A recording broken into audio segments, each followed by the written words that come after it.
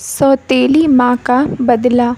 मेरी सौतेली माँ मुझे रोज़ दूध के साथ एक कैप्सूल देती थी, जिससे मैं दिन प्रतिदिन जल्दी जवान और खूबसूरत होती जा रही थी।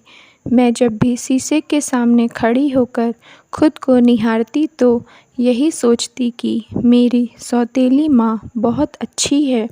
मैं उनसे हमेशा कहती कि जल्दी मेरी शादी करवा दो, वह मेरा कितना ख़्याल रखती हैं। लेकिन अब मुझे अपने शरीर से नफ़रत हो रही थी, क्योंकि मैं 15 साल की उम्र में ही पूरी औरत दिखती थी, अपनी उम्र से ज़्यादा दिखती थी। जब मुझे इसके पीछे की सच्चाई पता चली तो मेरे रोंगटे खड़े हो गए, क्योंकि मेरी खूबसूरती तो मैंने अक्सर लोगों को कहते सुना था कि सौतेली माँ बहुत ख़राब होती है, लेकिन मेरी माँ ऐसी नहीं थी। जब मैं छोटी थी तभी मेरी माँ मर गई थी। मेरे पापा ने दूसरी शादी कर लिया था। मेरी सौतेली माँ बहुत खूबसूरत थी और मुझसे सिर्फ 10 साल बड़ी थी। सब लोगों की तरह मैं भी उसकी खूबसूरती की दीवानी थी और उनकी खूबसूरती का राज पूछती रहती थी। मेरी सौतेली माँ मुझे बहुत प्यार करती थी।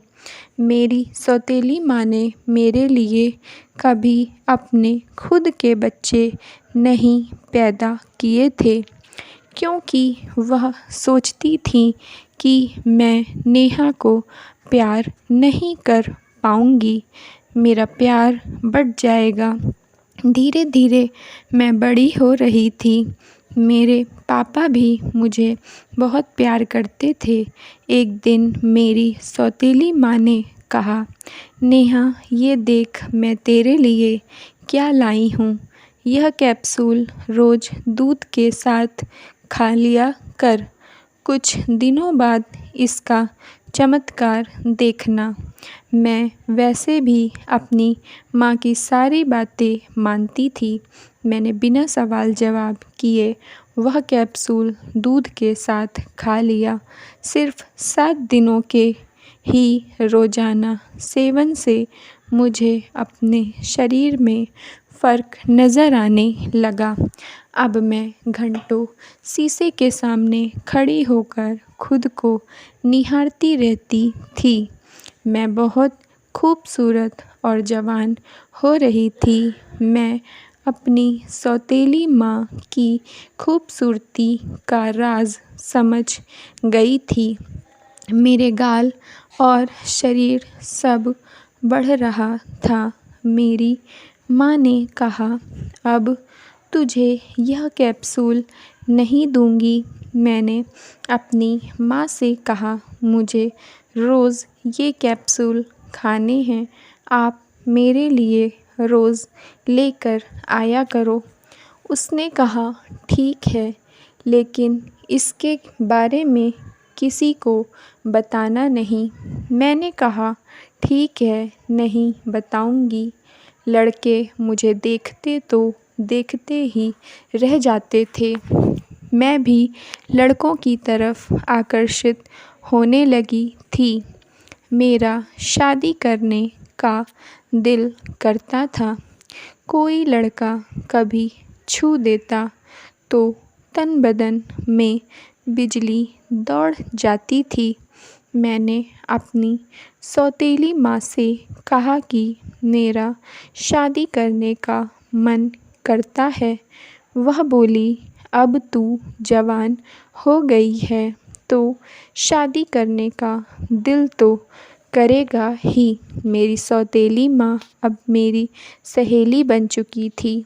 उन्होंने कहा, जब बेटियां बड़ी हो जाती हैं तो माँ की सहेली बन जाती हैं और जो भी तुम्हारे मन में रहा करे मुझसे तुरंत बोल दिया करो।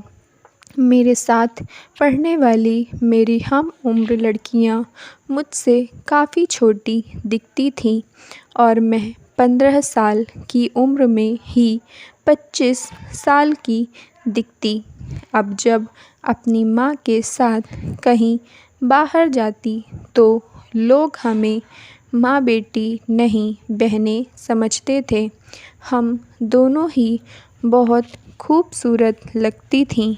जहाँ भी जाते थे लड़के सिर्फ़ हमें ही देखते रहते थे। तभी मेरी सौतेली माँ ने कुछ दिनों के लिए अपने घर अपने छोटे भाई को बुला लिया था। मैं उसकी तरफ ना चाहते हुए भी आकर्षित होती थी। वह मेरे करीब नहीं आता था, लेकिन मैं घर में सबकी नज़रों से छुपकर उसके पास चली जाती थी। एक बार उसने बातों बातों में कह दिया कि नेहा, तुम वाकई बहुत खूबसूरत हो, तुम पर से नज़र हटाने का दिल नहीं करता। अब मेरे दिल की धड़कनें तेज़ हो रही थीं। मैं किसी भी हाल में उसे पाना चाहती थी। हर समय मेरे दिमाग में यही चलता रहता था। और आखिर एक रात मेरे सब्र का बांध टूट गया। मैं आधी रात में उठी, देखा सब लोग सो रहे थे। मैं चुपके से उस लड़के के कमरे में गई। मैं उसके पास लेट गई। जैसे मैंने उसे पीछे से पकड़ा, वह जग गया। मुझे थोड़ी घबराहट तो हुई, लेकिन मेरे मन में जो अरमान थे उन्होंने मेरी घबराहट को छुपा दिया। मैंने उससे कहा, आई लव यू, और तुम भी तो मुझे पसंद करते हो। मैं उसके गले लग गई और हमारे बीच वह हो गया जो नहीं होना चाहिए था। मैं उसके कमरे में ही सो गई। सुबह होने वाली थी।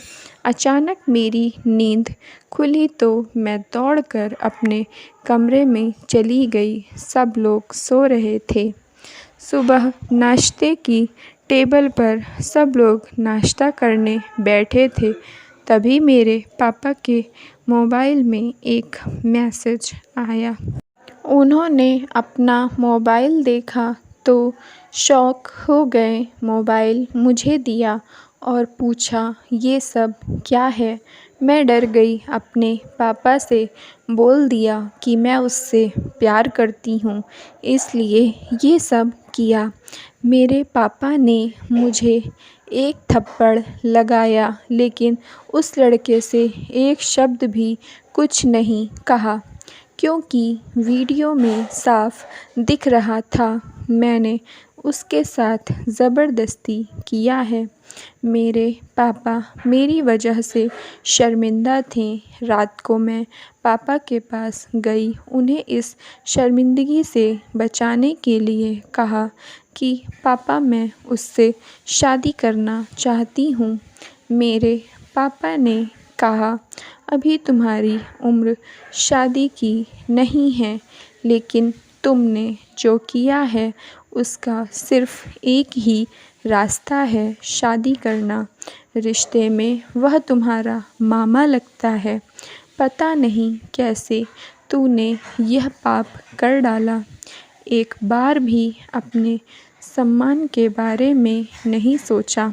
हाँ पापा, मुझसे बहुत बड़ी गलती हो गई है। पापा उस लड़के से बात करने गए तो उसने कहा, मैं नेहा से प्यार नहीं करता और उससे शादी भी नहीं करूँगा। मेरे पापा वहीं रोने लगे और उससे कहा, जब तू मेरी लड़की से प्यार नहीं करता, शादी नहीं करना चाहता, तो उसके साथ ये सब क्यों किया? पहले तो वह चुपचाप खड़ा था। जब मेरे पापा ने गुस्से में आकर उसे तमाचे लगाए, तब उसने सब उगल दिया। ये सब मैंने नहीं किया, मुझसे मेरी बहन ने करवाया है। अब मेरे पापा के रोंगटे खड़े हो गए। पापा ने सौतेली माँ से कहा, तूने मेरी लड़की की ज़िंदगी क्यों बर्बाद कर दिया? क्या बिगाड़ा है इसने तेरा जो तूने इसके साथ गलत काम किया? मेरी सौतेली माँ गुस्से में चिल्लाई, तुम वह दिन भूल गए जब तुम्हारी पत्नी अस्पताल में एडमिट थी और तुमने मौके का फ़ायदा उठाकर मेरे साथ दुष्कर्म किया था।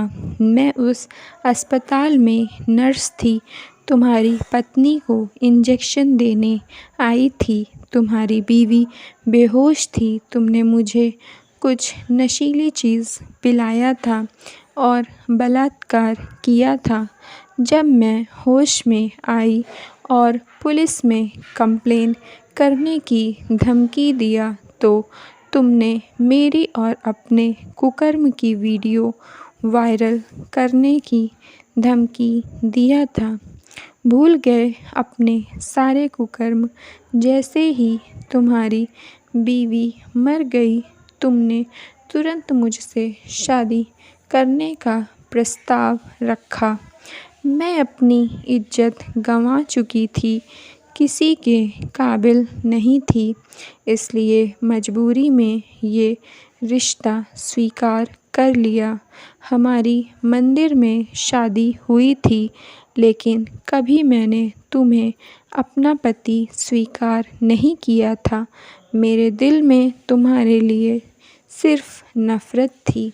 इतने सालों बाद जब तुम्हारी बेटी बड़ी होने लगी तो मैंने यह सब करने का सोचा, लेकिन तुम्हारी बेटी अभी सिर्फ़ 15 साल की थी, इसलिए मैंने उसे जल्दी जवान करने के लिए रोज़ दूध के साथ कैप्सूल देना शुरू किया, जिससे तुम्हारी बेटी में यौन इच्छा उत्पन्न होने लगी थी और इसी बात का फ़ायदा उठाया वह मेरे भाई की तरफ आकर्षित हुई और उसके साथ गलत काम किया। अफ़सोस की बात है कि तुम इसकी शिकायत पुलिस में नहीं कर सकते, क्योंकि वीडियो में साफ दिख रहा है कि ज़बरदस्ती तुम्हारी बेटी कर रही है। मेरा भाई नहीं, मैंने अपना बदला ले लिया है। जैसी करनी वैसी भरनी।